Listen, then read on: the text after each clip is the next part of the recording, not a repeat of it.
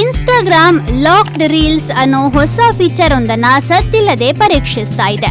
ಕ್ರಿಯೇಟರ್ಗಳು ಮತ್ತು ಬ್ರ್ಯಾಂಡ್ಗಳು secret code ಬಳಸಿ ಮಾತ್ರ ಪ್ರವೇಶಿಸಬಹುದಾದ ವಿಶೇಷ ವಿಡಿಯೋಗಳನ್ನ ಹಂಚಿಕೊಳ್ಳಲು ಇದು ಅನುವು ಮಾಡಿಕೊಡುತ್ತೆ. ಏನಿದು, ಹೇಗೆ ಕೆಲಸ ಮಾಡುತ್ತೆ ಅಂತ ನೋಡೋಣ. ಯಾರಾದ್ರೂ ಲಾಕ್ ಮಾಡಿದ ರೀಲ್ ಅನ್ನ ಹಂಚಿಕೊಂಡಾಗ ಅದು ಮಸುಕಾಗಿ ಕಾಣುತ್ತೆ. ಅಲ್ಲಿ unlock this reel from design ಎಂಬ ಸಂದೇಶವನ್ನ ನೀವು ಕ್ಲೂ ಜೊತೆಗೆ ನೋಡ್ತೀರಾ.